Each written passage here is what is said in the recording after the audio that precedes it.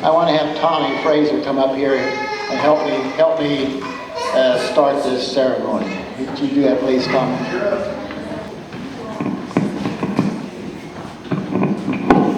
Well, I guess they had me go first because I'm the public speaker. I love it so much that I'm told we're honoring Thelma Jean this afternoon. And tell you a little about Thelma Jean. When we were kids in the church, I was 12 or so when Thelma Jean was born, and she, what is going on here? But I would hold her on my lap. She was a brat then, and she's still a brat.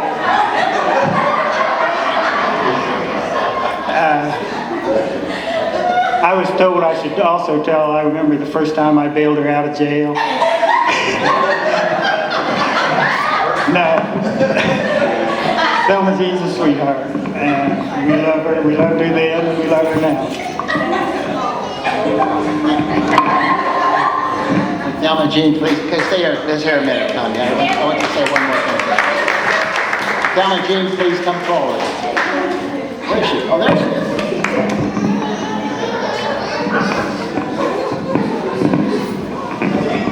Mostly, I just want you to tell us what it's like to be so honorable. Okay, I'm confused. But you're older than me. I think it's your turn, not mine. I don't know. The ceremony here is really for Tommy.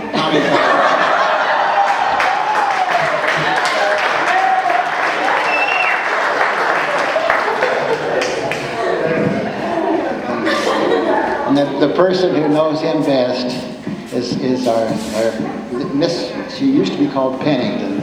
She now calls herself Penny. I don't know why. She's worth at least a nickel.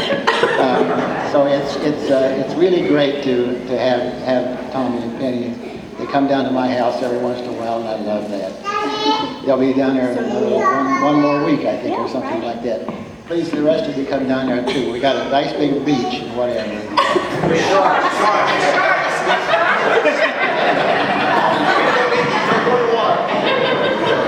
Well, I do probably know him better than anybody else here. And what I know I like. I met him in '62. I was 2 years old.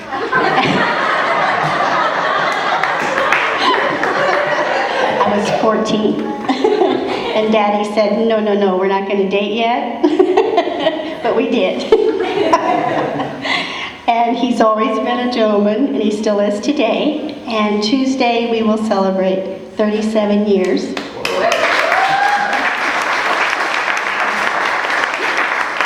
And he's wonderful. He really is. And now I'm going to turn this over to my daughter, Beth.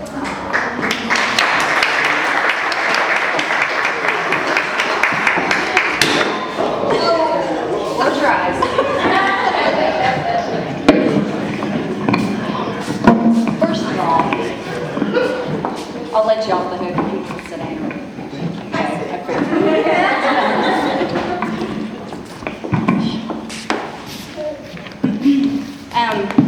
I'm just going to kind of wing this. I think it's better than sometimes just, writing stuff down. On the way here, I started kicking myself because I started thinking we had some time to kind of put this together, and it seems that, we really didn't do much.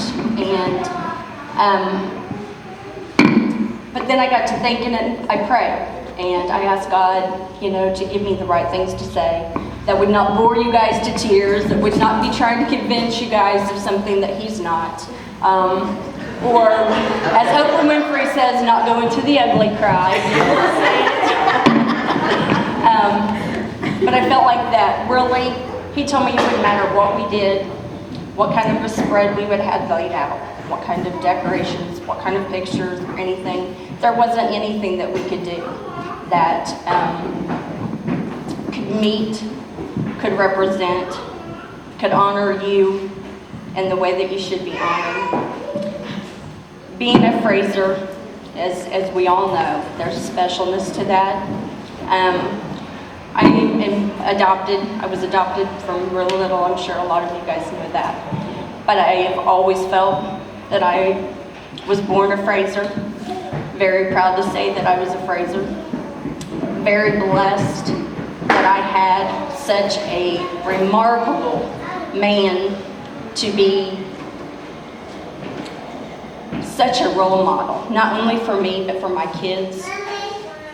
And not just for his family, not for just his day-to-day in-home. There's not a man or a woman that I have ever met that has not had just remarkable things to say about you. And they think the world of you, they value you, they value your opinion, they respect you. And it's not because of anything that someone has tried to tell them or you have tried to convince them. It's just your easy way, your laid-back way of living every day. And I wish that my uncle, his brother, was here today because we would be honoring him in the same way.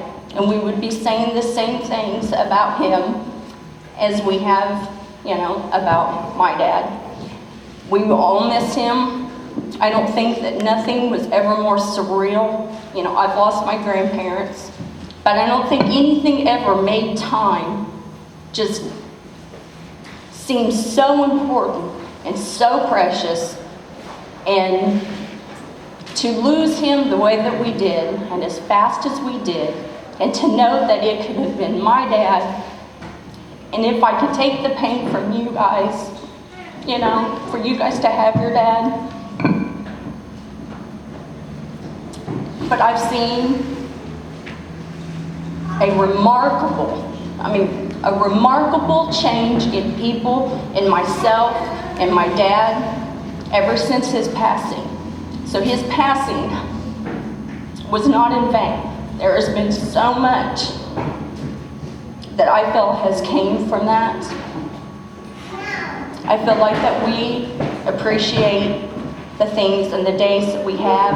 I know when it first happened, I know I wanted to run and I wanted to find you and I wanted to wrap my arms and my legs around your leg and just be like, Daddy, don't ever leave me. And I can't imagine how you guys feel. But you guys are so strong because he made you strong. You guys still live and carry out every day the things that he taught you. And I know just as me, as a niece, that he only touched a few times, a couple times a year. It is so instilled in me that I will never forget them. And it still makes me who I am today. I miss his hugs. I miss his ongoing massages.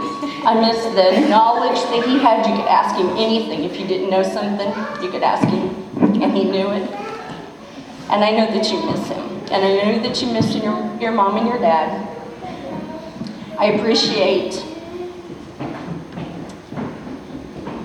in my decisions not being so wise that got me to a point in my life where I didn't feel that I was the best choice for my kids. I wanted them to have the secure upbringing that you guys gave me. I never went to bed listening to you guys argue. I never woke up in the morning wondering, what is today going to hold for me? Is it going to be any different than yesterday? I always knew, and I always had that solid, secure. I can't ever thank you guys for anything better than just the solid structure every day. It wasn't all big balloons and all of that. It didn't have to be. It was just the laid back, very real, and I appreciate. And I wouldn't have it any other way. I wouldn't have my kids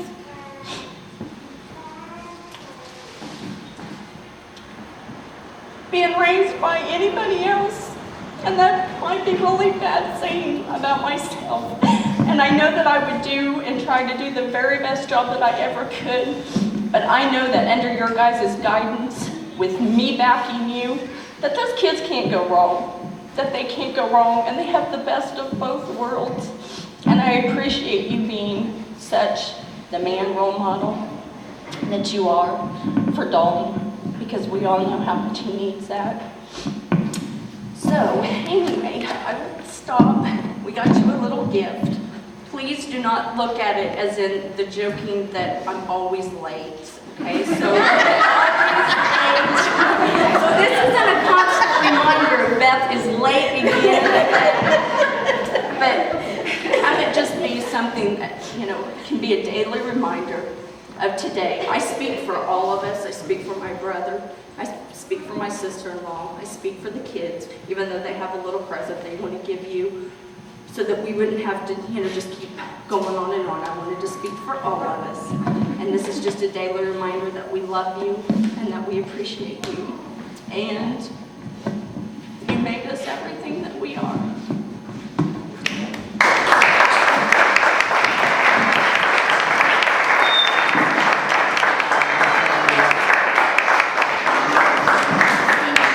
I just want to thank you for everything and how you've been such a father figure to me and everything, and that we love you.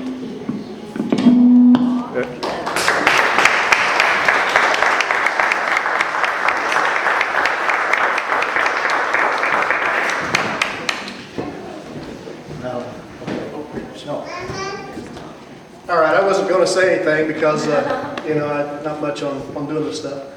But, and also I know he's being tortured right now, sitting there. I do think it's a really wise idea. Whoever idea it was to put the speaker right there by his ear, it's fantastic. It's the only prayer he had of hearing anything that we're saying. Now, seriously, he is quite hard of hearing, as most of you probably do know. But one of the times I can think of, this happened on a regular basis, but I know one time I can think of, as a youth, we were driving, I thought we were driving me to the city park to a function. And I guess Dad had somewhere else he needed to go first and didn't convey that. So we passed the park and I said, Dad, the park's back that way. He said, so? I didn't know him. So I don't know what he thought I said, if somebody waved at him or something. I don't know. At any rate, that's the kind of... That's probably what I have to look forward to, because I'm already beginning to lose mine. It seems to be hereditary. I don't know, but they can make fun of me later, I guess. I thought of trying to think of something that most of you wouldn't know, and I think Beth touched on it, and that's that as a child, I never once, not one time, heard my parents fight. Not once. The whole time growing up. And that's actually a testament to both of them, actually. I can tell you that my wife wouldn't tell you the same about me. That's certainly not the case with me. I didn't get that somehow. I was absent that day when they taught that. But no, it really is true. I mean, you always hear things, and I don't know, maybe some of you have the same experience, but I've not found that being the real world as a general rule. And never an unkind word between the two of them.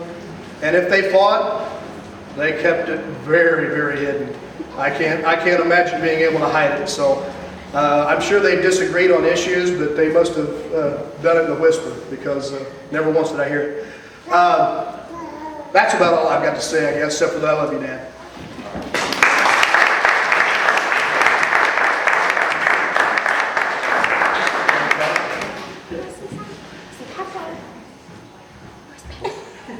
She's got melon in her mouth.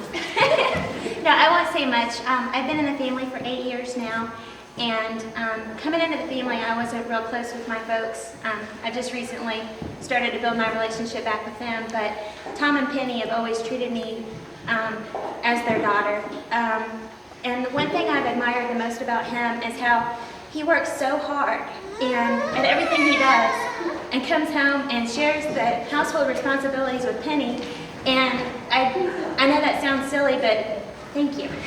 But I think it's amazing. Anytime we go there for dinner and she works so hard in the kitchen, she goes and sits down and he does the dishes. And that's just, I've never seen that in this marriage. And I just admire it. And I'm not saying that to slam other people. I'm just saying that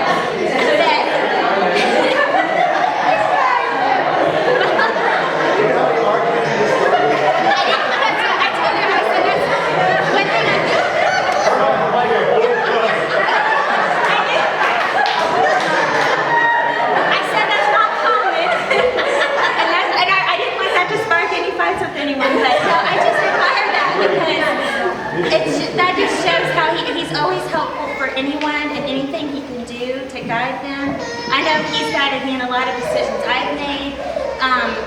And someone I look up to, and I'm very thankful that we have Lexi, and she has such wonderful grandparents that I know she can go and be safe there and have a good time, and it's a positive environment. But yeah, I love you, and you've been wonderful to me.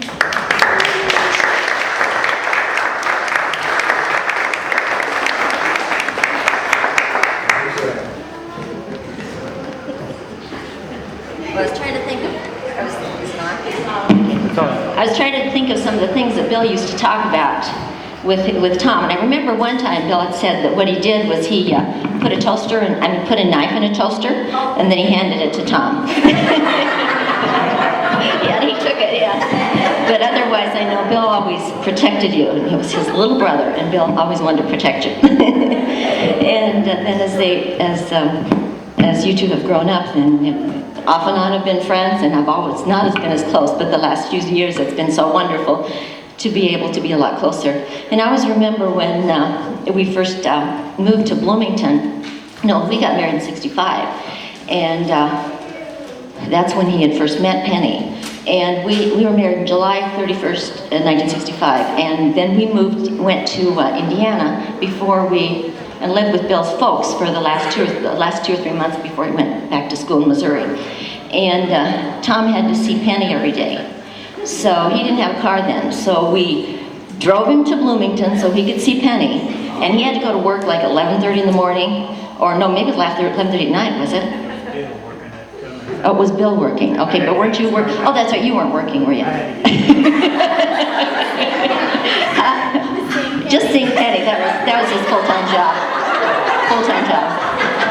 So Bill had to get to work, and so we would drive from Bloomington on 46, and that was when the road, was really winding, and you just had to close your eyes because you could just feel that car moving as fast as it could so he could get to work on time. But I guess she was worth it, I think so. And then when we were in Peace Corps, then of course you guys ran ahead and got married. But then Tom and Penny have always been so good, and were always there to help Mom and Dad, which was great for us because we were in Chicago, and we couldn't always be there. And then of course the last year, then Tom was always there for us too, and appreciate it so much. Wonderful, wonderful brother-in-law, and thank you.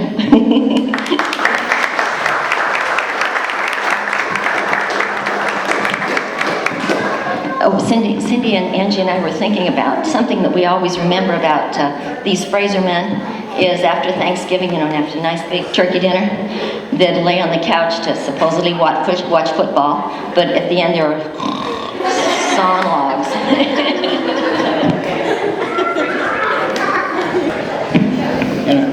In a real world,